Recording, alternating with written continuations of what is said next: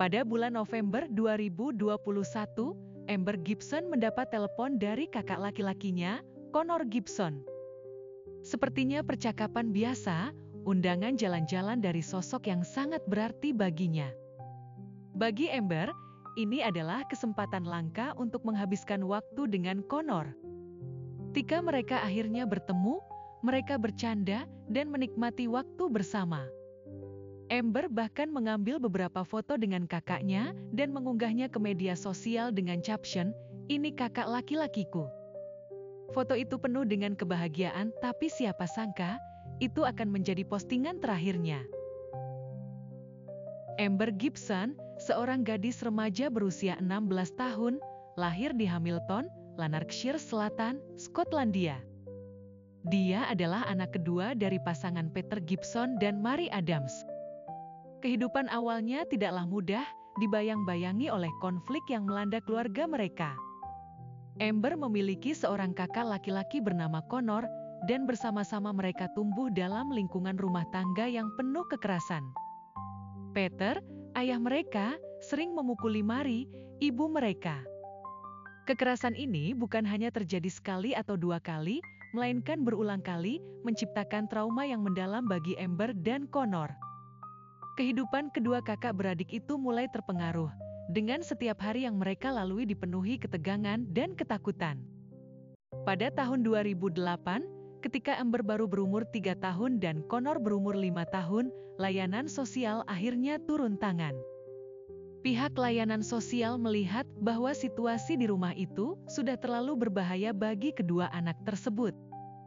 Untuk melindungi Amber dan Connor dari kekerasan lebih lanjut, mereka dipindahkan dari keluarga mereka dan ditempatkan di panti asuhan.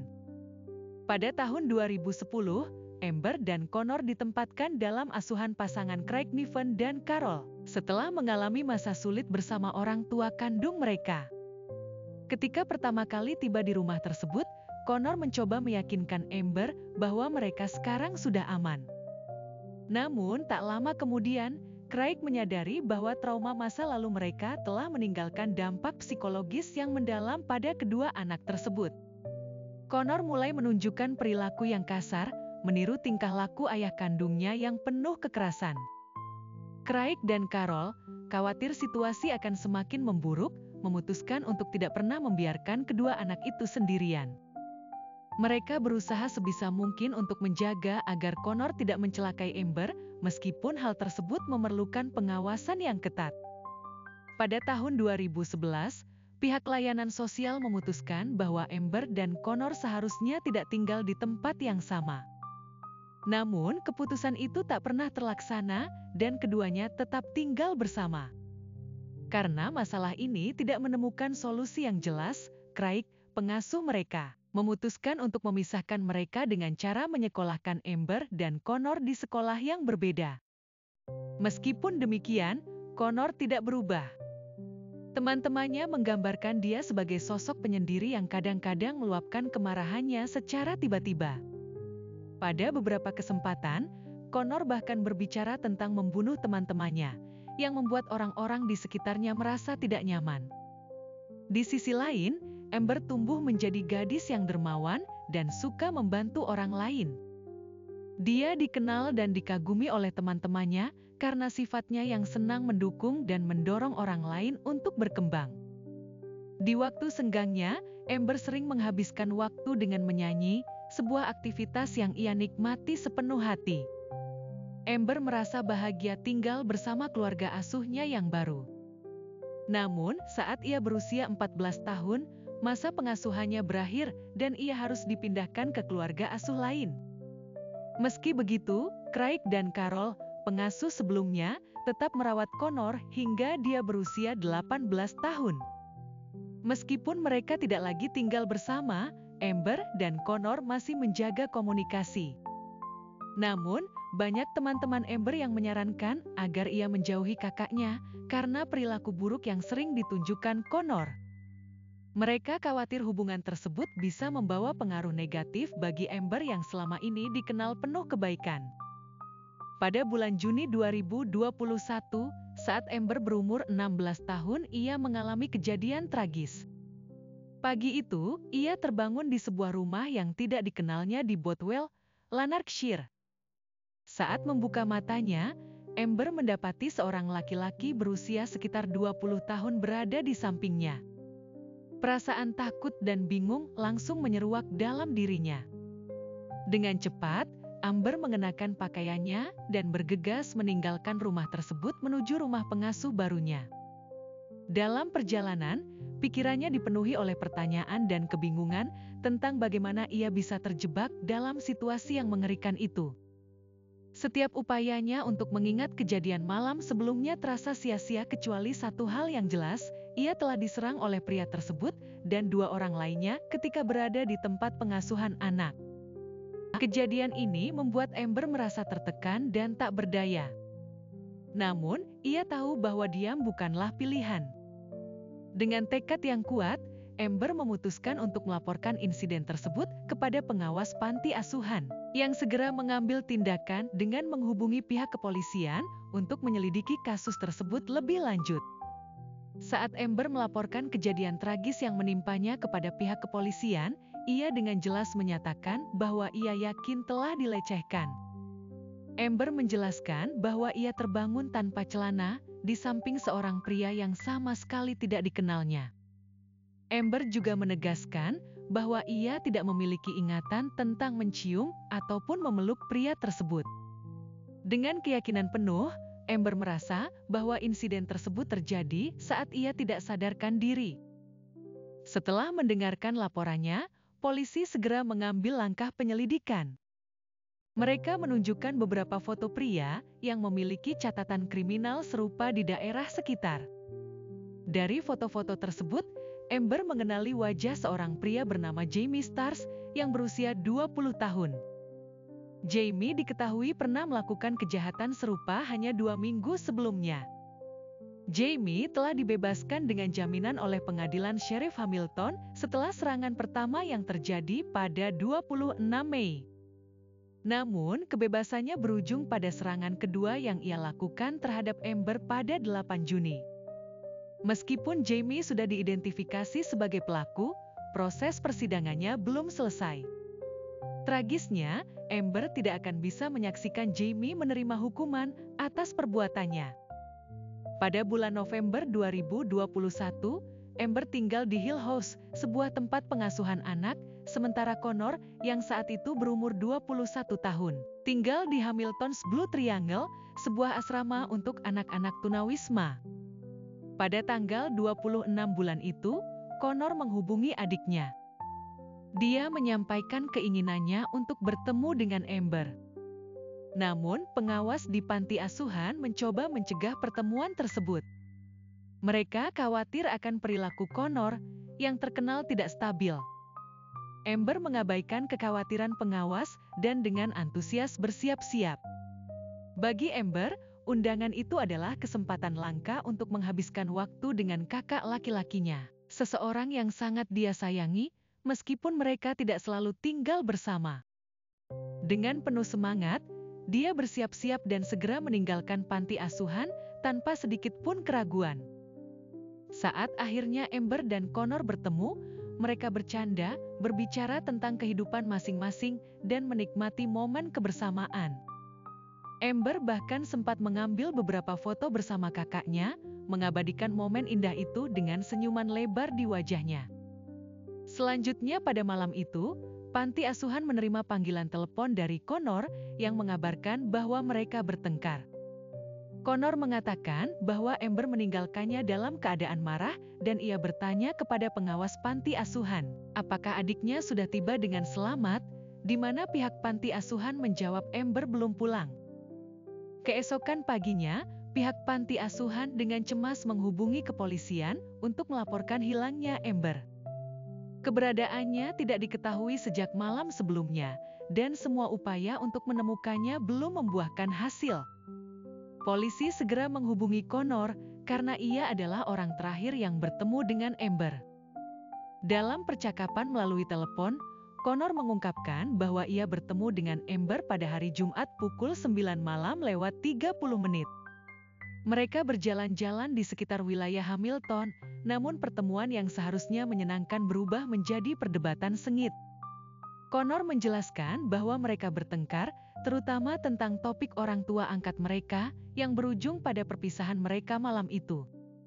Ketika polisi meminta Connor memberikan detail lebih lanjut tentang lokasi pertengkaran tersebut, Connor justru mengatakan bahwa ia tidak ingat dengan pasti di mana kejadian itu berlangsung. Dengan minimnya informasi yang dapat mereka peroleh dari Connor, polisi pun memutuskan untuk mencari Amber dengan cara lain. Pada tanggal 28 November, polisi memulai pencarian Amber di sekitar daerah Cazo Glen, Hamilton, Lanarkshire Selatan.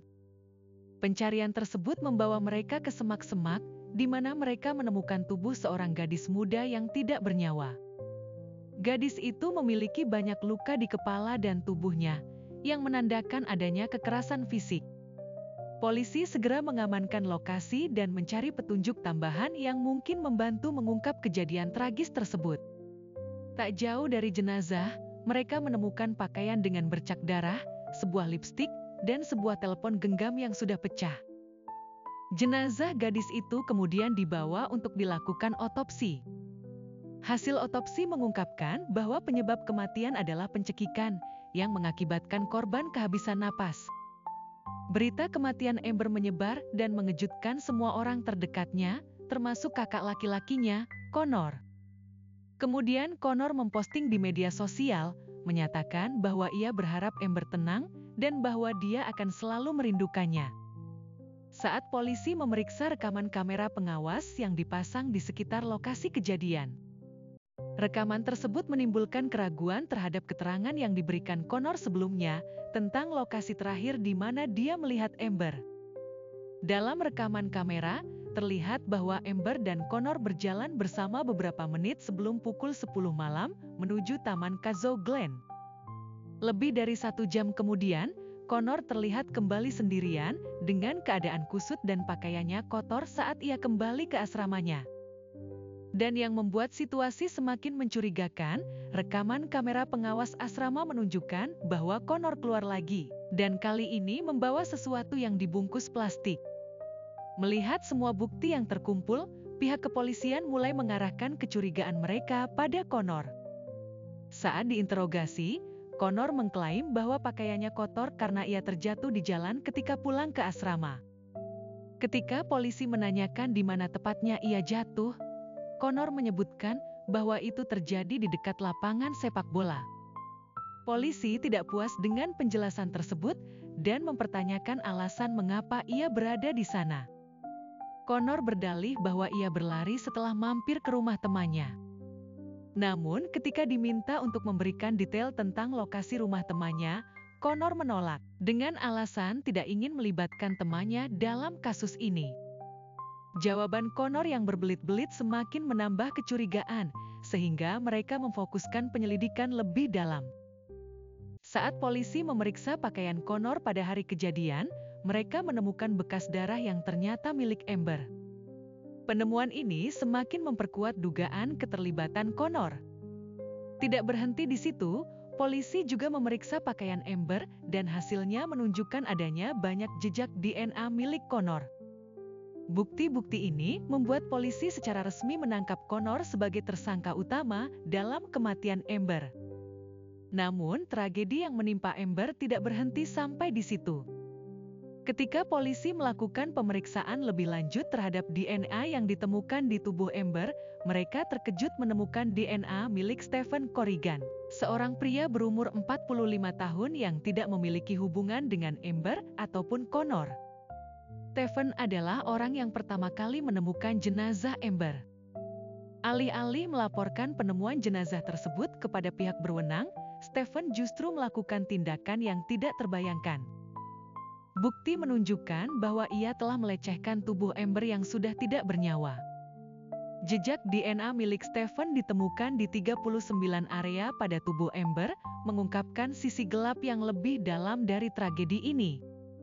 Penemuan ini menambahkan lapisan kengerian pada kasus yang sudah penuh dengan kejahatan, memperlihatkan bahwa Amber tidak hanya menjadi korban satu orang, tetapi dua pria yang merenggut martabatnya bahkan setelah kematiannya.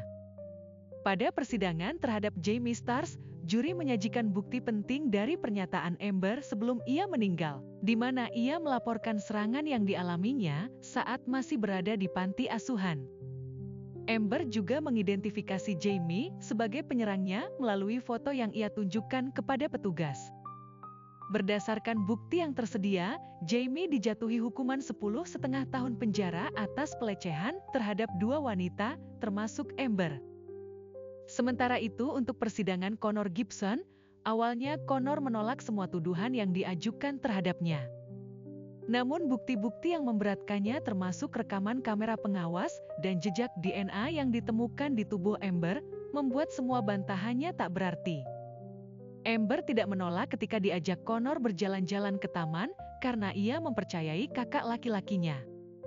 Namun kepercayaan itu dikhianati dengan cara yang brutal. Di taman itu, Connor memukuli Amber tanpa belas kasihan, kemudian melecehkannya, dan akhirnya mengakhiri hidup adiknya sendiri.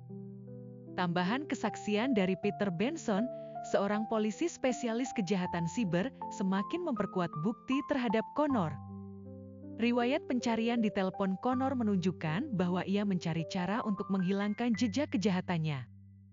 Dengan semua bukti yang jelas, tidak ada keraguan bahwa Connor adalah pelaku kejahatan keji ini. Hakim yang memimpin persidangan menyatakan bahwa tindakan Connor sangatlah kejam dan tidak termaafkan. Seorang adik yang seharusnya dilindungi, justru dikhianati, dilecehkan, dan dibunuh dengan kejam oleh kakak laki-lakinya sendiri. Atas kejahatan ini, hakim menjatuhkan hukuman penjara seumur hidup kepada Connor Gibson.